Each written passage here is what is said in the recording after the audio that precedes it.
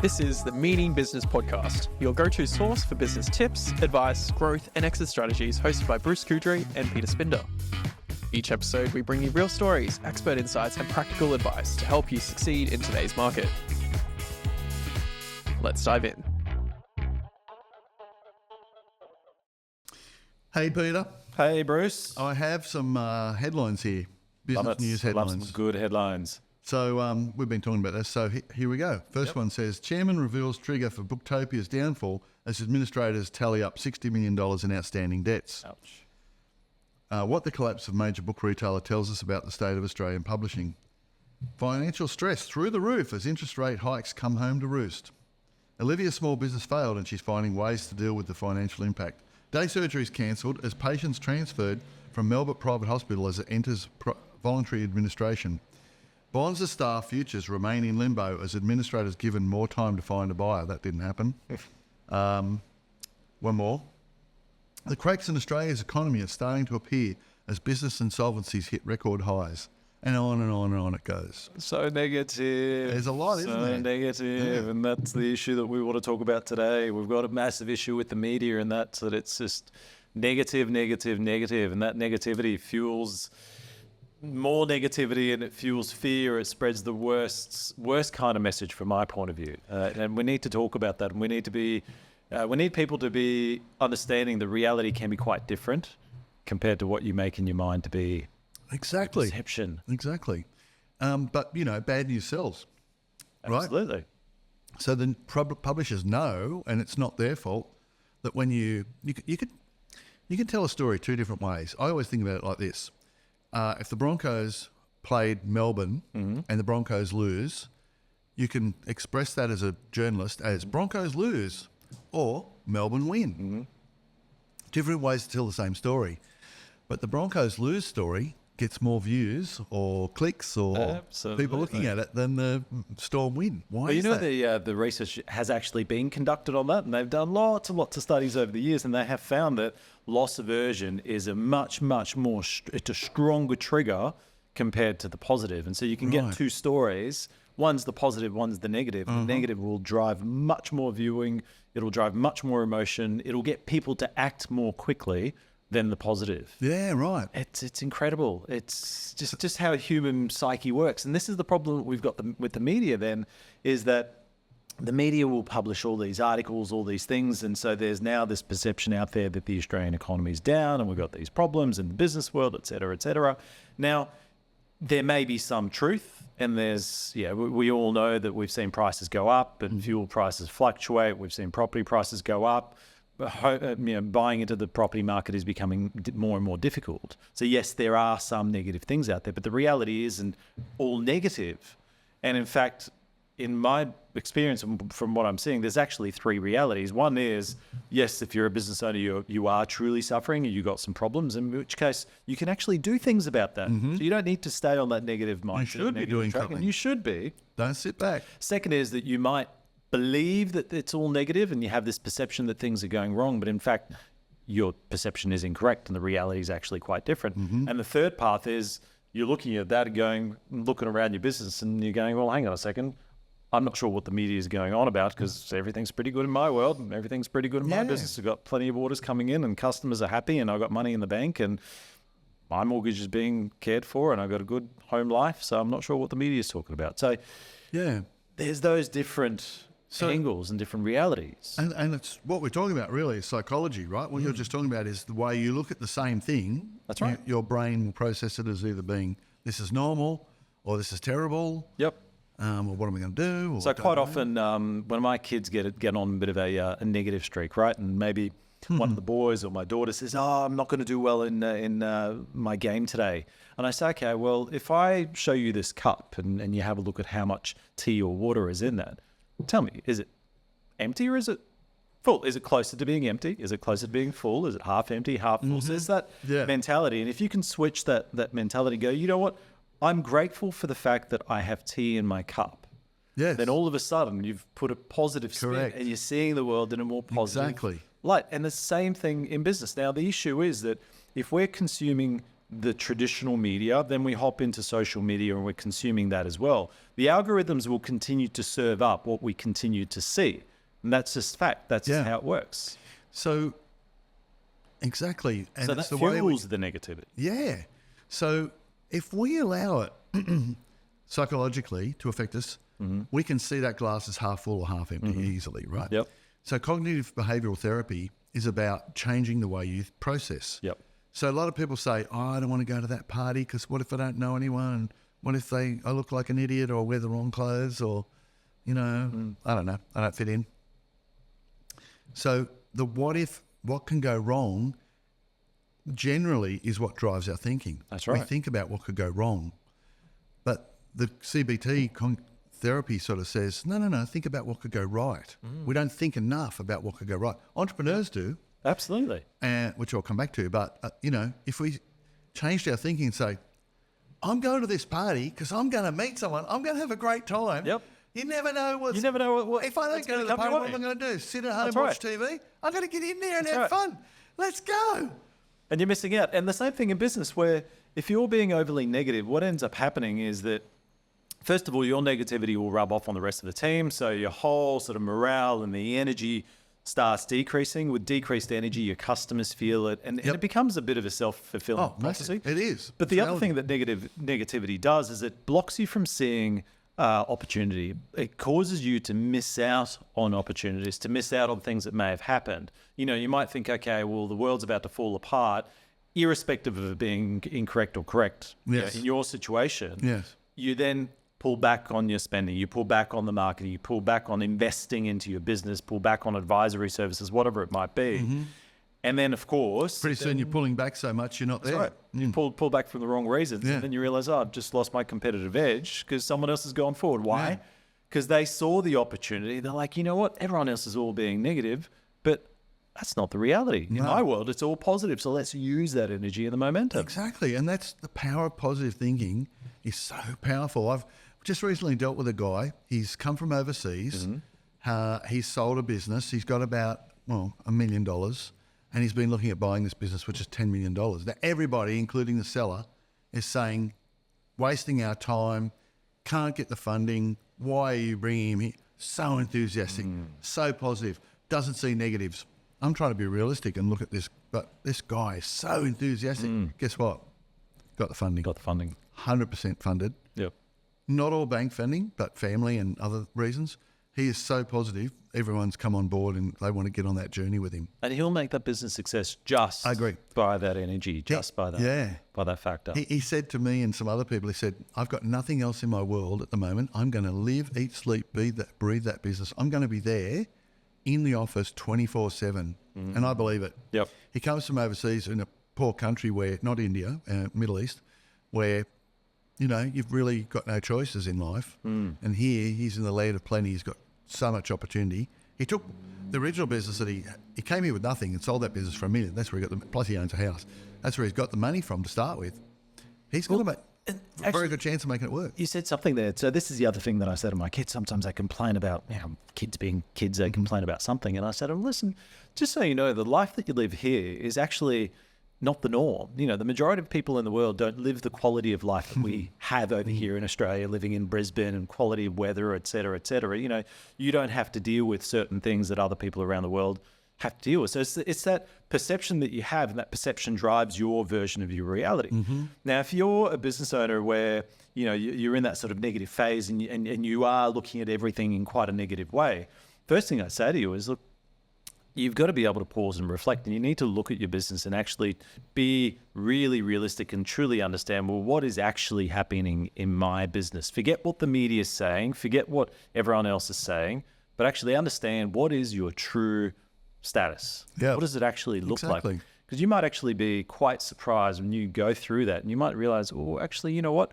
Things aren't that bad in my business. Yes, costs have gone up, but you've been able to adjust, for example. You've been able to shuffle. You've been able to evolve so that you're still profitable. You're still moving forward. Well, actually, take it a step further. If you're in business and you don't adjust and evolve, you will not survive. It gone. doesn't matter what you do. Gone. You have to adjust and evolve. So with COVID, we had to adjust and evolve and find ways around it. So the companies that took on Uber Eats or did delivery or found ways for people to eat their food survive. I know we always talk about hospitality as an example, with so many other businesses as well. One business that I was dealing with during COVID, by the way, it was amazing. He made name badges Okay. and had contracts to do banks and so on, and also did hospitals for nurses. And real entrepreneur, right?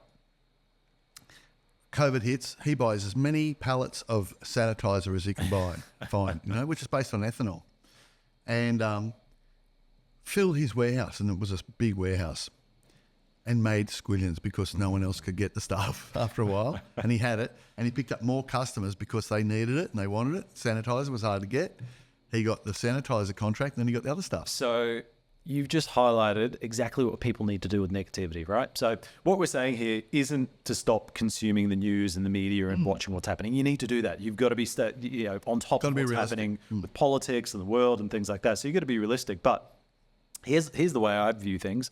I look at a negative situation, and the question that I ask is, okay, where does the opportunity lie in this? How do I turn this into an opportunity for myself? How do I turn it into a positive? So like that gentleman, he could have gone, oh no, woe is me, I've got no more business because, COVID and I've got no more orders. Yeah. And instead he's looked at it and gone, I think there might be an opportunity here. And yes, it's a different product, but it doesn't matter. The fact is that he was willing to take that risk, and sometimes you've got to do that. Mm-hmm. And you've just got to evolve. Otherwise, if you don't do that, you're left behind and you've got nothing left. So exactly. You got to be willing to make that choice. The only way you could do that is if you can look at that negative situation and turn it around in your head and challenge yourself and go, okay, well, let's find the opportunity. Let's find the areas. But that's where the fundamental psychology comes in. If you're walking around thinking what can go wrong, you'll find it. Absolutely. If you think what can go right, you'll find the opportunity in every situation. So we've got to sort of switch our thinking to what could go right. And that's how entrepreneurs, I believe, think. Richard Branson, when he got started and bought all those jets and got going, he never thought about what could go wrong. He only thought about how this is going to work out. Keep pushing forward. Yeah, there was no negativity in his brain at all. And I'll guarantee he didn't read the papers in those days. I think a lot of us, you go through periods where, and I know I'm in one of those periods at the moment where I'm actually avoiding the media because I just need to be able to focus in a very positive way. I understand what's happening, but I need to focus in a more positive way. And too much negativity does wear down. Oh, yeah. But this is where having someone to talk to and having a coach, a mentor, an advisor, having a friend that you can call in on and have those conversations is so A husband paramount. or a wife, yeah. Yes, pull you out of those ruts that you're in. Yeah. Because if you haven't got that, Yeah, exactly. you're in your own head. So I was in a bit of a funk this morning. I was a bit angry, right? Yeah. And I spoke to you, and we both said just talking about it makes it better, and it did. Yeah. So you're absolutely right. And you don't have to. The person that you're talking to doesn't have to agree with you, but just getting it off your chest. That's enough. Sometimes you're talking about, and then you realise, what am I worried about? This is nothing. Yeah. Because we're in our heads. But you have that other person there to hear you. Yep. And sometimes they should say to you, what are you worried about? There's a really good book called The 4-Hour Workweek by Tim Ferriss. If you haven't read it, go and read it. There's a really, really cool section that I think back to quite often.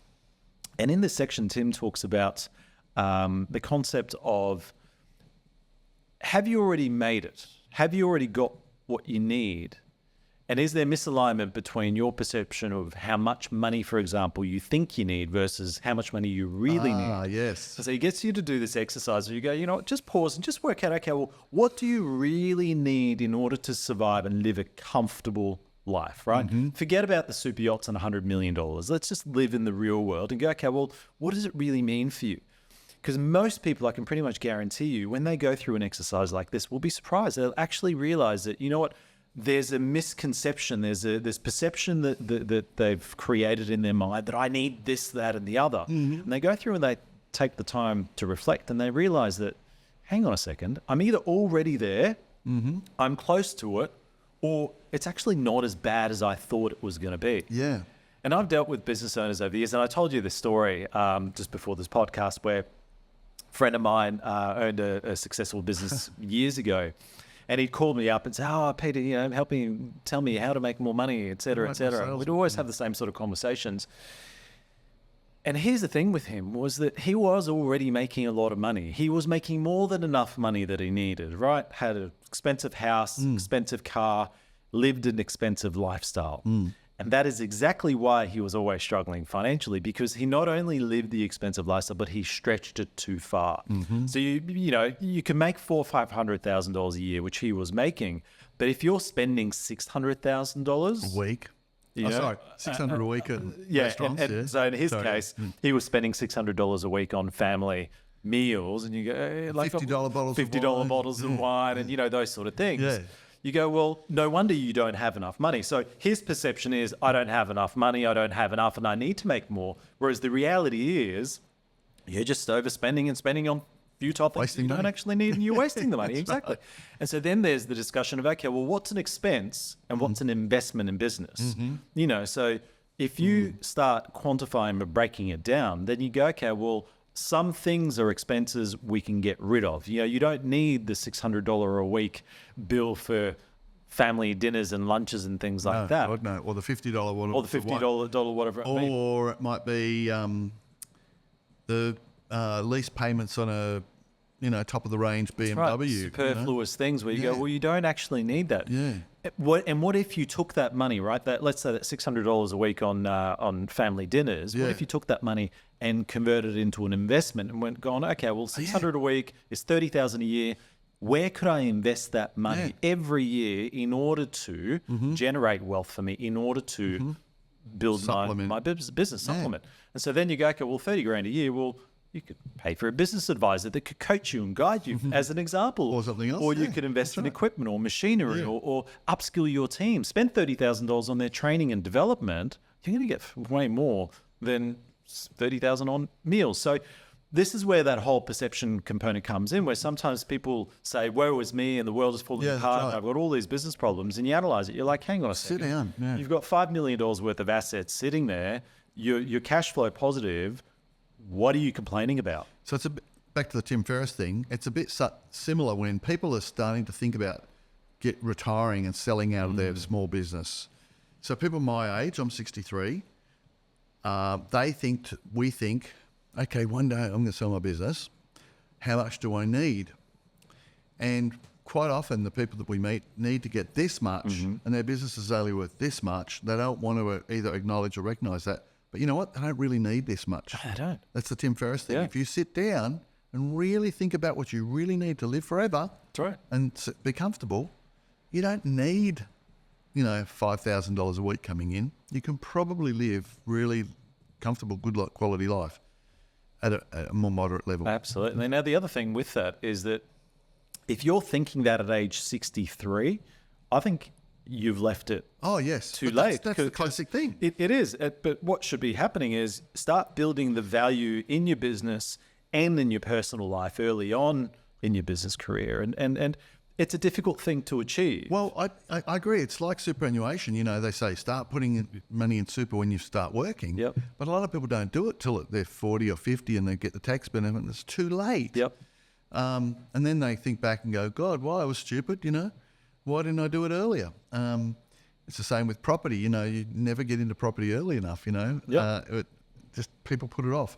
And I think, just back to that Tim Ferriss thing, not only are most of us thinking we need this much, too much, Yep.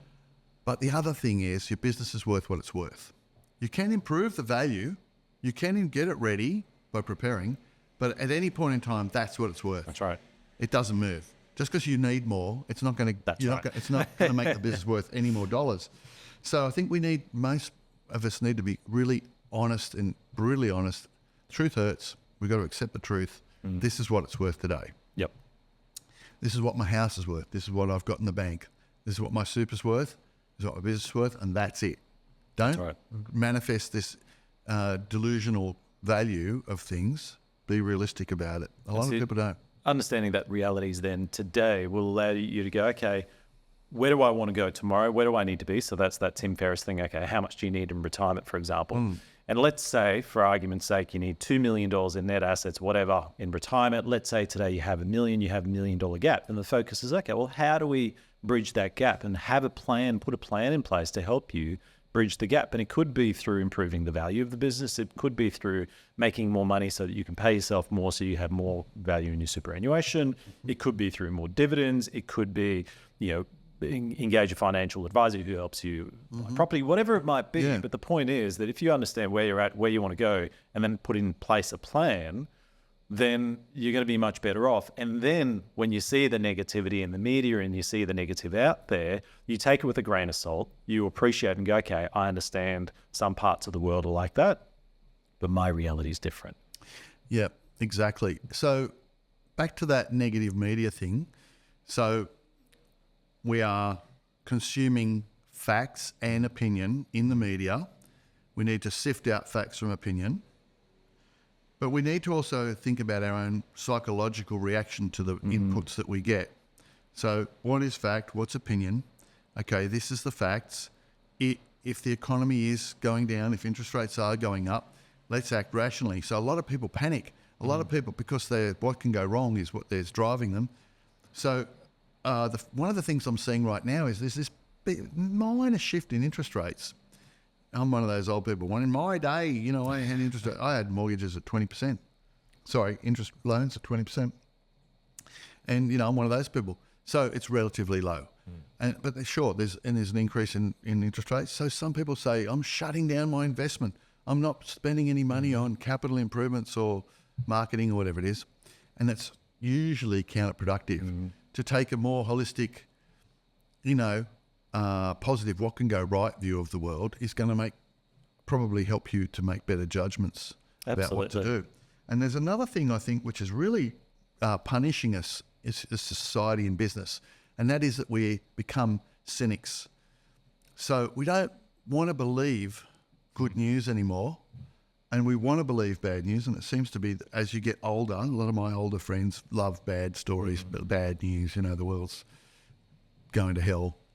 But the reality is a lot of the young kids that are coming through, the future's in great hands, in my opinion. So in the old days, pots and pan salesmen could knock on your door and sell you pots and pans and people would buy it. Yep. Now they can't. It's basically because of cynicism. In the old days, I could say to you, hey, Pete, isn't it a beautiful day? Not a cloud in the sky. You go, sure is, Bruce. Beautiful day. Now I'm looking around for the Now clouds. you're You're wrong. I found one. Right down there. You're wrong. It's a smoke ring. And that satisfies the innate cynic that we've become for some reason. And I think Google's also contributed. So if anyone says something to you, you just sort of feel like, especially if there's in a sales environment, you want to just check it on Google, make sure it's right. And we believe Google so solidly. So there's this, if we look at our psychology, we need to be more open to the opportunity and look for the opportunity and see the opportunity.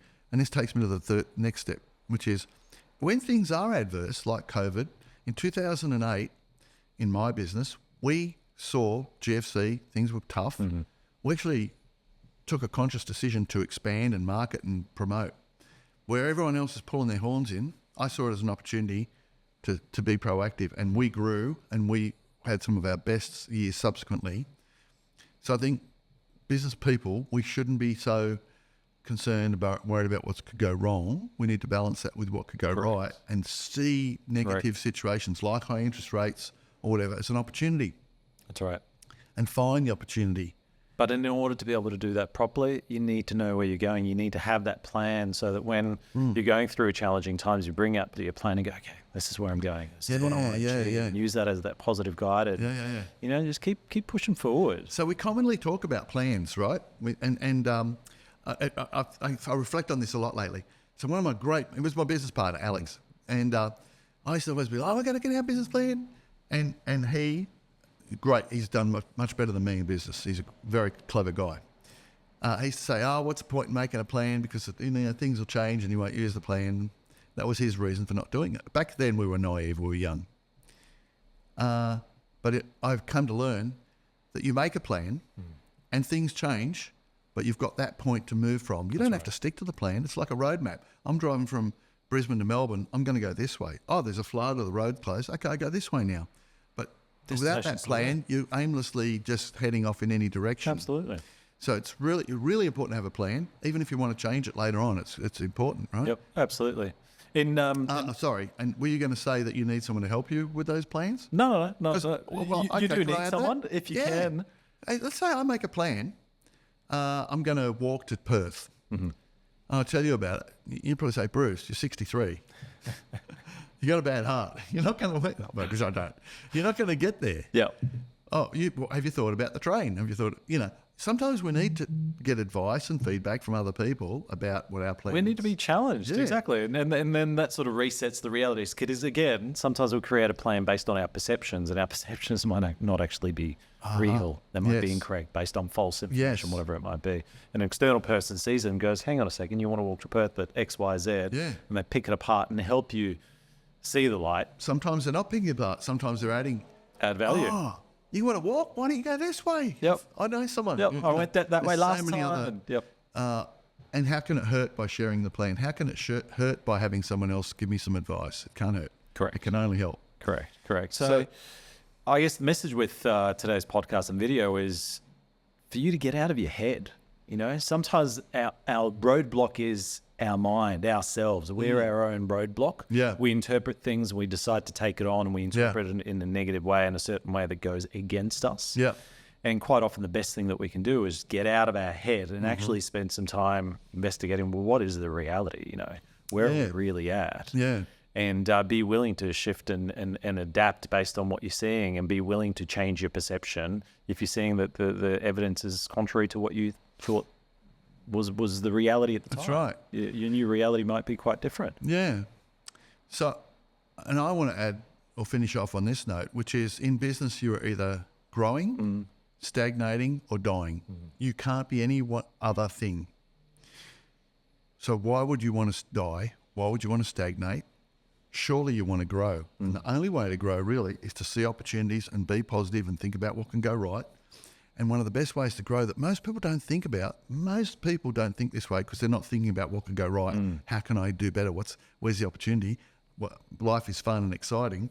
One of the best ways to grow is through acquisition. So why sit back and stagnate? Why die? Why not grow? Why not see the opportunities? Why not make it an adventure? You know why? Because that word acquisition, a small to medium business owner will hear it, and it goes beyond them. They're like, oh, well, that's the thing of the big end of town. Big end of town. Gotta goes change through that acquisition. perception. And it's not right, is it? No way. No And I often talk about this concept of value building and how do you build value. And acquisitions, M&As, are actually the fourth group in the value building set of things that you can do. So you can be innovative, you can invest, you can go through mergers and acquisitions, and then you've got continuous improvement. They're the four main groups, Yes. and they're the areas where you should focus. Yes. And acquisitions can be a fantastic way of It's getting, the best way to grow quickly. especially when everything's so negative. Yeah. Because often you can get something for lower than what you could otherwise Exactly. get. So I could be in the concrete construction sector and I could easily grow by buying a business that's losing money, but I get rid of those overheads, I retain the revenue, put it on board, and I'm growing. 100%. We're literally just going through that exercise with a client in New South Wales. We've just gone through the exact same thing. They bought a competitor, added more staff, which in an industry where it's hard to find staff, so all of a sudden they got more labour, more capacity. And because they've been able to absorb some of those costs and they've just streamlined things, they will move forward and they will be more effective and more profitable over the coming years. Yeah. So it's a great strategy. And that's not a $100 million turnover business. That's a Yes. $2 million turnover business Yeah. that has been able to do that. Yeah. Yeah. So, but you only do that by having the right mindset, which is what can go right? How can I make this work? What opportunities exist out there? And in order to get there, like in the case of that business, they needed the advisors on board to help them see what's possible, to help them see what they could achieve and get out of their head thinking, spinning that negative wheel, and realize that, you know what, you've got a profitable business that is actually doing well. You've got a good brand in the marketplace. Why don't we capitalize on that right now? Yeah, exactly. I've got a good car at home, and you once said to me, well, what's the worst thing that can happen? You can sell it. Yeah. And that was such a reassuring thing, because you were a third party, you were able to see my situation. I thought, Yeah. well, that's a good idea. I mean, there's always a solution to most problems. It's just how do we look at it again? So having that third party point of view. Absolutely. And I'm just sort of pointing at the cup here, but I guess the way we could probably close today is the question. Ask yourself the question, and when you look at a cup of tea or a coffee, Are you grateful that you've still got tea and coffee in that cup? Or are you going, oh, I don't have enough, or I don't have any? And those two mindsets are very different. If you're looking at it from a positive point of view, then use that energy. And if you're looking at it from a negative point of view, then perhaps dig deep internally and go, okay, well, how do I become more grateful for what I have? And see where the opportunities lie in your business as opposed to just being negative. Exactly. All right, we've solved the problems of the world. As always, no Bruce. more negativity, only positivity. So thanks, Pete. That was good. Thanks, Bruce. See you Thank next you, time. everyone. Bye. Bye.